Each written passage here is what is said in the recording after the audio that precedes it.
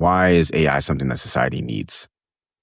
So I think that like if you think about it in like eras, I guess, like eras of the world in general, like when you think about what enabled the internet to actually happen, and then what you see what the internet actually created, right? The internet drove humanity forward significantly. Like you started seeing people be more productive because they now have computers, we now have phones, we're all now more, um, you know, connected across the world. And that's what the internet pretty much enabled us to have as like a layer of um, connection and data that in turn trained artificial intelligence over the past 10 years to actually make it happen, 5 years ago. Uh, what I think the reason why artificial intelligence is so important is because it accelerates every uh, like industry individually. So I look at the intersection of, everything, for example. It's not only accelerating software development, but when you look at it on like the medicine side of things and biology, you now have models that are able to um, build like viruses, for example, or build biology, right? And it's not just in that side of things, right? When you look at neuroscience, which is the space that our startup is building in, it's accelerating brain models to be able to predict what human brains are perceiving, right? That's what artificial intelligence is enabling us to do on like the digital side of things, right? But there's also this physical layer as well with robots and flock cameras, as we will discuss later down the line. But that's the factor that of acceleration that humanity needs to keep pushing us to the next layer. So I made a video a while ago called like the wave, I guess, in a way, where it pretty much discusses how um, data is the founding layer to artificial intelligence. Artificial intelligence will facilitate robots actually going out into the real world and interacting with the world around us. Um, the main like problem with robots back in the day, like before pre AI, was training data. How can you get a robot to actually um, interact with the world and train it, right? And with artificial intelligence, we now have world models, which are simulated environments that a robot can, that a machine can generate, and it can be trained on like hundreds of thousands of hours of data without having the uh, without having a human to actually set up the scenario and like do it hundreds of thousands of times as it would have been done, pre AI era. But now we have that capability, so we can do that, faster. So it's accelerating that significantly. And one thing I really like to talk about that I also made a video about, it got like 500,000 views or something, is like robots when they are actually able to move around the world and do things around us. They will enable us to travel to other planets and enable us to like, you know, build colonies in like Mars and so forth, right? So it's like that layer. Data trains the internet trained AI trains robots, and robots will enable us to go out into space and become multiplanetary species at some point. So that's the layer that I like to think about it. And then in between, there's obviously little micro eras of like technology that just keep pushing it a little bit forward. But my goal eventually with what I'm building and what I like to show on my content is how can we accelerate that faster, in the next couple of years rather than it taking, 10 to 20 years like the internet took, if you know what I mean. Do you consider yourself an accelerationist? Very, very, yes. Like, yeah, for me, there's not necessarily a ethical boundary around things. For me, it's like, what can we do to just push humanity forward? I hate regulation. I think it's the most like stupid thing ever created. It slows humanity down so much. But who Um, gets to decide what that means, right? Like you're saying push humanity forward, but that's from a select few people's perspective. yeah, yeah. I mean, yeah, it's like very, very select. I mean, you're talking like venture capital funds usually are Yeah, the ones who are the largely. ones who Yeah. are like, yeah. I mean, these people are the ones who decide where technology is going to move in. Whether you want to call it as dystopian as you want it to be, but at the end of the day, the decision stands with a small group of people who are putting capital where they would like to put capital in, and that's what that's the future they decide. That's how flock cameras came to be.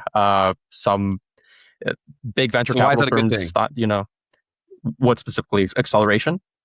Well, is that not potentially problematic if we have such a few people that are in silos deciding what life looks like for everyone, what progress means for everyone? Well, I mean, it's not necessarily a good thing for like the general population, I guess. Which at the end of the day, no one necessarily has a say in what's going on. That's something that I realized quite quickly. Is like if you're in the small group of people who decide where the world is going, that's pretty much all that matters. Everyone else is just a human that is in the machine and makes the machine work at the end of the day, and it makes the cycle run. And that's ultimately what every like person's decision is. If someone doesn't want to be in that group of people, then you don't have to be, but you have to be part of the machine that makes the whole world run at the end of the day. You can always leave, right? No one is stopping you from leaving. That's just kind of like you have free will to do it.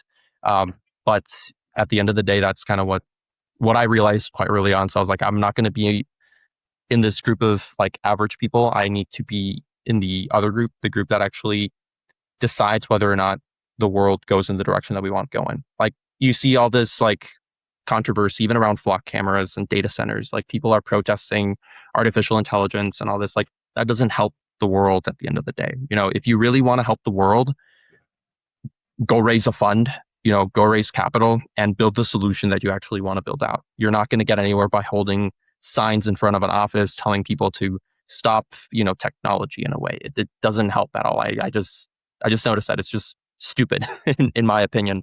Fascinating. You just So, have to, that's the system, I guess. so you're like you live by the adage of like, if you can't beat them, join them kind of thing. Yeah, pretty much. I mean, like, yeah, if you can't, if you can't beat the system, you have to, control the system at that point, So that, I think there's a lot of irony there because I would argue that the system that you're saying that is inevitable was created because the other system before it was inevitable. Right? Like, I'm trying to understand, like, so yeah, money, right? Like the financial industrial complex, let's say, ruled the world. The tech guys saw this and was like, hey, the only way we take them down is if tech becomes such a large force where now we're doing what we said we were taking down. You get what I'm saying? I see what you mean. So why couldn't there be a new one that's not trying to do that? I don't know. I feel like, I mean, I agree with what you said. I mean, I like that, the government infringes kind of on what you can, build out or not. And like technology and people who are, founders and like really big entrepreneurs are trying to build this like new world around kind of what they're envisioning. And to me, that sounds like it, it's great. I feel like it's good if we push humanity forward at the end of the day, and that seems what's like actually happening. Yeah, maybe eventually that same pattern will happen again, where you have like corporations ruling the world, which is kind of what people are envisioning that's going to happen over the course of a couple of years, where like artificial intelligence might rule the government and make decisions for us. But then eventually people will realize maybe that that's not necessarily what they want, and then they move up a layer. I don't know what that layer looks like, but eventually it just kind of like caps around each other. You know what I mean? Yeah. I don't know, man. I'm very skeptical. Obviously, I'm not in the world that you live in, but it does seem like a lot of the people who are calling these shots, they selectively don't like regulation. Like they like regulation when it benefits their interests, but when they don't, they're, I hate all forms of regulation. And then later you're like, but you benefited from this regulation. Your business grew because of it. So it just seems like there's a lot of hypocrites. I don't know. It just, from an outsider's perspective, it's like your opinions are changing whenever they are benefiting from it. So I don't know. But it's fascinating to hear perspective. Yeah, it's like, I mean, that's human behavior, I guess, at that point. I mean, I completely agree with you. There's people who I, still maybe like don't necessarily agree fully with, with what they're doing. But at the end of the day, like they all do it in the best like interest of themselves. And like they all want to like eventually just protect themselves and what they've built so far. And, obviously they, like some of them put regulation against other things. Like you have this battle going on even in the government right now. Like should open models be a thing? Because like you have China almost like competing with AI models here in the United States, like very closely. So you have companies like OpenAI and Anthropic, trying to push the government to say, free model, like open models shouldn't exist, right? So like it just happens ironic. In the best interest of people, I guess. But I mean, at the end of the day, it's like you just got to fight and you got to win. I guess that's what everyone is trying to do up there. It's just the way I understand it. Fascinating. Hey, you made it to the end of the clip. That means you're probably enjoying this. And if so, just know that you can catch us live every Tuesday and Thursday at 12 p.m. Eastern. And if you want to see the full version of this episode, you can click the link in the description down below. Otherwise, YouTube thinks that you will enjoy this next.